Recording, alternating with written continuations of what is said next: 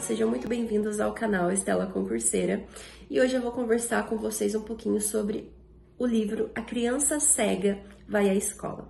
Veja, esse é o primeiro livro aí citado na bibliografia do concurso da Prefeitura Municipal de Campinas para o cargo de Educação Especial, né? Então eu entendo que muitos professores não têm o tempo de ler a obra porque estão aí se dedicando à docência, né?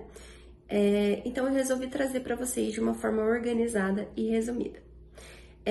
Então primeiro a gente começa falando das autoras, né? Célia Maria Araújo de Amorim e Maria Glicéria Alves. Então eu queria começar aí falando desse livro com a seguinte frase, olha só.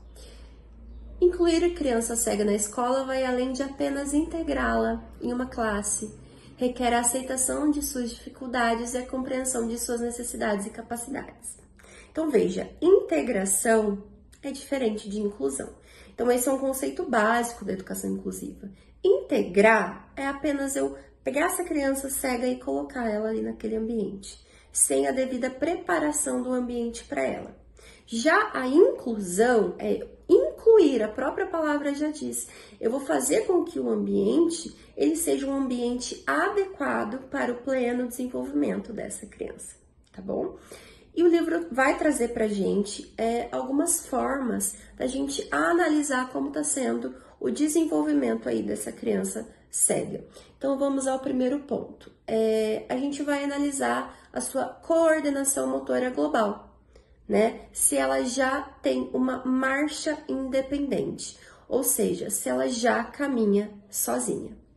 Temos o segundo ponto que é a coordenação motora fina. Se ela já consegue pegar objetos intencionalmente. Depois a gente tem a análise da linguagem, se ela já consegue se comunicar e se ela compreende o mundo ao seu redor. Veja, é esperado que a criança cega ela tenha o mesmo desenvolvimento de uma criança que enxerga, né? Porém, a gente não pode forçar essa criança. A gente precisa respeitar o tempo dela. Se eventualmente ela ainda não tiver desenvolvido alguns desses aspectos, a gente precisa seguir o ritmo dessa criança. Outro ponto importante que a gente precisa entender do livro é a ideia de que uma criança cega, uma pessoa cega, ela não nasce com superpoderes nos seus outros sentidos, né? Essa é uma ideia que é um mito. Então a gente precisa desenvolver o tato dessa criança. A gente precisa estimular a audição dessa criança, né? Então, essa estimulação aí, né, dos 3 aos 6 anos é extremamente importante. Então, algumas das formas da gente fazer isso é por meio de manuseio de objetos geométricos, por meio de montagens, né, de brinquedos aí de montar, livros táteis, né?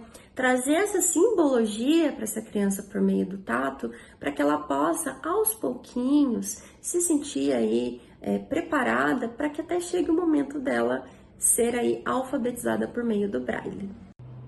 Pessoal, com relação à audição da criança cega, a gente deve estimular a percepção-resposta a sons concretos. Então, a gente precisa estimular que essa criança responda a esses sons, que ela saiba diferenciar os tipos de sons do cotidiano. Um barulho de um carro, um barulho de uma geladeira abrindo, barulho de um micro-ondas, sons do cotidiano, assim como sons de animais, timbres de vozes de pessoas. Então, a interpretação auditiva dos sons, palavras e frases.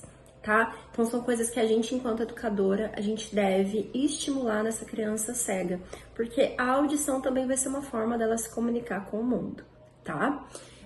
Pessoal, com relação à autonomia dessa criança, ao desenvolvimento da autonomia dela, é uma coisa que pode gerar um pouquinho de dúvida, né? Quando você tem uma criança cega na sala de aula. Então, como que a gente deve fazer para que essa criança consiga ter autonomia no seu dia a dia? O primeiro ponto é a gente estabelecer a porta de entrada como referência.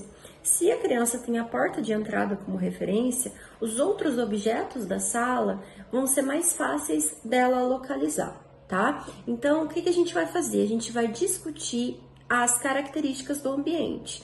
Então, a porta está aqui. Então, a mesa dela tem que estar num local fixo. O local do professor também num local fixo. A lixeira em um local fixo. Para que ela possa se localizar e começar a se locomover de uma forma mais autônoma, tá? Então, outra coisa importante é a sinalização em relevo nas portas das salas. Isso vai auxiliar na identificação dela e na locomoção dela com mais autonomia. E aí uma questão que sempre acontece, que surge, que o livro vai acabar resolvendo, é se nesse momento aí na educação infantil a criança já entra em contato com o Braille. Gente, para que ela possa desenvolver aí as habilidades, para que ela possa ser alfabetizada, ela vai precisar desenvolver algumas habilidades na educação infantil, né? Entre essas coisas que ela vai precisar desenvolver é a habilidade de manipulação, controle de força das mãos e flexibilidade de punhos e dedos. Então não é só ir lá e começar a aprender o Braille, ela também precisa estar preparada para esse processo, tá? Então algumas coisas que o professor pode fazer para que isso seja estimulado aí nessa criança, né, para que essas necessidades dela sejam atendidas. Brincadeiras que envolvam as mãos, como o dedo mindinho, o passa-anel, jogos com frascos que precisam tampar, né, e destampar de várias formas, colagem e descolagem de etiquetas, atividades de amarrar e desamarrar nós, pinturas com o dedo, massinha, argila, areia, rasgar, picar, recortar, diferentes gramaturas de papel, dobradura, furar papel. Então veja, gente, é interessante a gente observar que a aula, né, esse ambiente escolar, ele não vai diferenciar uma criança que enxerga daquela que é cega. São as mesmas atividades, né? A gente só tem que estar preocupado em fazer com que essa criança faça exatamente as mesmas atividades que os colegas, né? Só que aquelas atividades que utilizam o tato, para a criança cega, elas são extremamente importantes porque ela vai preparar essa criança para que ela possa ir aprender o Braille no momento correto, tá? Outra questão aí, e para a gente poder finalizar, é como que a gente vai abordar esse contato com a criança, né? Qual é a forma correta de fazer? Então, a primeira coisa, o correto é a gente falar claramente com os colegas sobre a condição daquela criança.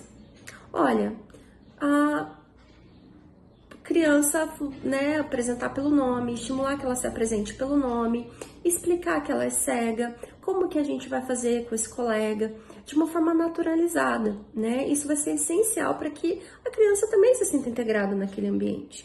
É importante, gente, que a gente tenha uma boa comunicação com as famílias, né? Uma boa comunicação para que possa trazer aí quais são as necessidades que estão acontecendo na escola e em casa. Como a gente vai melhorar isso? Né? A criança cega, gente, ela deve, é óbvio falar isso, mas o livro traz isso e para pessoas com deficiência em geral, a gente precisa trazer isso. Deve ser tratada como qualquer outra criança, né? Os limites devem ser estabelecidos normalmente, a gente tem que evitar a superproteção, porque é uma criança como as outras, né? Aquilo que precisa ser adaptado será adaptado, mas o tratamento ele deve ser totalmente igual ao das outras crianças, né? É uma tendência de superproteção aí das crianças cegas, né? Que vão até atrapalhar o desenvolvimento da autonomia delas, né? Não responsabilizar outras crianças com cuidado com essa criança cega, mas estimular o companheirismo delas, né? Não é pedir para que ela cuide do colega. Não, essa criança não precisa de cuidados, mas estimular o companheirismo, a compreensão dessas singularidades aí dos colegas, né? Então, o contato físico aí dos educadores, ele deve ser direcionado para auxiliar na exploração de novos objetos. Então, às vezes, em muitos momentos, será preciso, né, que tenha esse contato físico, né, mas o importante é que a gente possa sempre orientar a criança no sentido de, olha, tá acontecendo tal coisa nesse momento, né, o ambiente tá assim, essa parede ela é de tal forma, a gente está indo para tal ambiente. Essa questão da descrição e da orientação auditiva é muito importante, tá? Assim como a rotina ela é importante para uma criança que enxerga, ela também é extremamente importante para uma criança cega, tá? Então, em momentos em que essa criança ela pode estar mostrando aí comportamentos repetitivos, né? É importante que a gente traga a atenção dessa criança para outras atividades, tá? Então, esse é um resumo rápido do livro, né?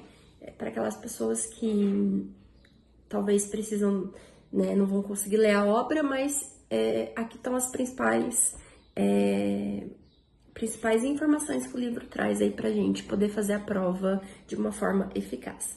Um abraço e até a próxima!